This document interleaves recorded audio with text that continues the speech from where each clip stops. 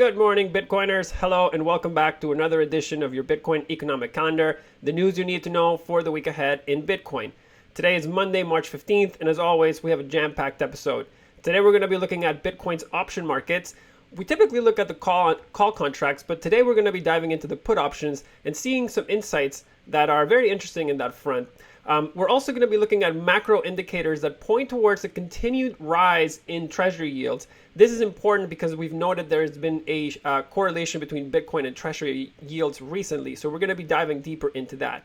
And lastly, we're going to talk about potential future regulation could be impacting DeFi and potentially Bitcoin as well. So lots to cover. Onwards to our analysis. So starting as we usually do with Bitcoin, we saw that last weekend, stimulus checks started hitting bank accounts in the US, and that helped Bitcoin rise to a brand new all-time high, closing the week at $59,016, up 15.79%. That has been interesting, and we, as we covered last week, there is a quite significant amount of money that could be potentially coming into Bitcoin out of that chunk of stimulus that's being dispersed this week. The checks, as we mentioned, started hitting bank accounts last weekend, or last Friday. Just sharing here an article from CNN, essentially that shows that payments were started being received last weekend, and they will likely continue to roll in throughout the week. Now, if you go back to our estimates from last week, we used some assumptions that you can look at in last week's blog, but in essence, the aggregate amount of new money coming into the crypto markets and Bitcoin could potentially represent up to $1.5 billion in buying pressure. You can look at the assumptions and some of the data points that we used to get to those numbers. Interestingly, when we look at Bitcoin's performance last week and we compare it to that of, say, Ethereum, one second. Actually, if we compare it to that of, say, Ethereum, it failed to make a new all-time high. And so did the DeFi index. Now, this is an interesting dynamic, and we will be getting into more of this in the DeFi section later today. But additionally, looking at the macro indicators, Bitcoin has resumed its correlation with the 10-year yield on the U.S. Treasury note that we've highlighted here as of actually 3 weeks ago. So let me just set that up here and compare Bitcoin with the. So let's just go to the daily so that you see, because it's a recent correlation. But notice here how basically Bitcoin has resumed this correlation with the yield on the US 10-year note. That is important because, as we've highlighted here, there continues to be indicators that point towards increased upward pressure on bond yields. Now, this is happening particularly in the shorter dated maturities, but we're going to get into comparing shorter dated and longer dated maturities later on in the episode, so you guys can see the difference. But again, just to point out, this bond yield phenomenon, this rising bond yield phenomenon, is not actually limited to the US, with Europe already experiencing some of the same woes. Again, we'll get into a little bit more in detail later today. But the combination of growing inflation expectations, a cash-rich US consumer, those two things could bode well for all markets with exposure to the US consumer, particularly for Bitcoin in the weeks to come. Now, as always, we will continue. We're going to be covering what the Bitcoin options markets are showing us, what the Bitcoin futures markets are showing us, and what the perpetual swap funding rates on the major crypto asset future perpetual swaps are telling us as well in our What's Ahead section later today.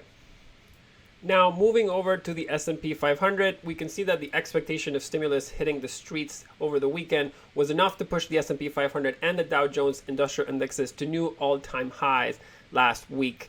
Here we see that the S&P 500 had a great week last week, again, reaching a new all-time high.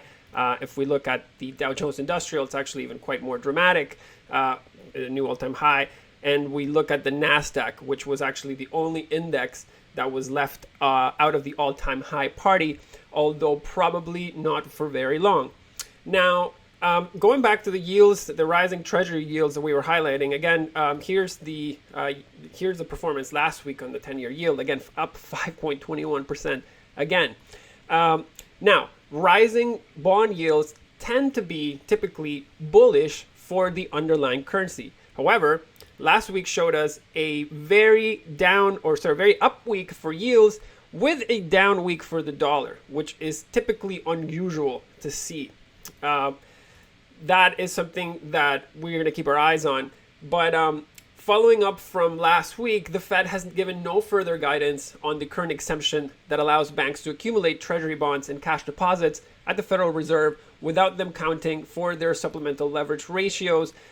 We see an interesting piece of news, out of the Wall Street Journal again, that highlights this as well, saying that the bank regulation tweak is unlikely to be a cure-all for all treasuries. So going back to the charts, just speaking a little bit about the Fed for a second, everything that the Fed does and doesn't do is by design. So market participants are taking cue that the Fed is essentially letting treasury bond yields rise or go higher. And as we discussed in the previous issue, U.S. banks are no longer showing up for treasury bond auctions. Moreover, they have been net sellers of treasuries since February. Let's pop out this interesting graph that you see right here behind your screen, which shows essentially that since the beginning of February, not only are banks not buying treasuries, they're selling treasuries, and they're replacing them with mortgage-backed securities. All of these signs essentially point to continued upward pressure on treasury yields, including JP Morgan's Jamie Dimon essentially coming out, and we can read this actually as part of this article as well. But in essence, Jamie Dimon was vocal about not buying treasuries and even floating the idea of having to turn away bank deposits. We'll go deeper into the implications of this for Bitcoin and markets in general in our What's Ahead section later today. Moving over to gold, gold prices appear to have caught some footing at these levels, shaking off a rising dollar last week to close the week up 1.67% at $1,726. And we continue to see that level of 1725 that we highlighted 3 weeks ago continues to be an important level for gold. While inflation expectations are through the roof, so are the prospects of growth in the U.S. economy. Gold is a great hedge for inflation in times of high inflation and no real growth. However, because the markets are poised to do so well in the coming year, particularly the U.S. markets, it would not be surprising for this to be a relief rally that we're seeing in gold, and that it in fact is getting ready to do another leg or continue its way lower. So something to keep our eyes out on. Again, we keep highlighting how large of a market this is. So anything that leaves gold will likely look to enter elsewhere, which can be a tailwind for other markets. So moving over to DeFi, the FTX DeFi index for a second, it had a down week last week, essentially down 4.17%, and it was very interesting to see. So before we kind of get deeper into this, I want to highlight the performance of Bitcoin and DeFi on a relative basis. So what we're going to do here is we're going to add the DeFi line to this graph so that you guys can see something here that we think is very interesting. So let's go up on the daily for the last little bit. Yeah. So in here, you'll see that from around February time, actually here, yeah, mid to late January. So even here, if we see the DeFi index as of January 14th, we see that in here they were very much in line. And as of January 10th or so, DeFi essentially started leading the way higher. And in fact, on a relative basis, was rising more than Bitcoin on the way up and falling less than Bitcoin on the way down. But what we're starting to see is a change in that right now. Notice here how Bitcoin is now leading the way up over the last few days. And this is interesting because of a few things. And one thing to highlight, which we think might be playing a factor into this, was that the period for commentary on the potential law out of the U.S. Treasury basically was extended right on right around January 14th. So we can see here, right around this time, see here, January 14th, DeFi essentially soared and led the way higher, in the crypto markets relative to Bitcoin. However, as of recently, as of basically the first week of March or so, we're seeing that Bitcoin is now essentially taking leadership again on the way up and showing more relative strength than the DeFi index.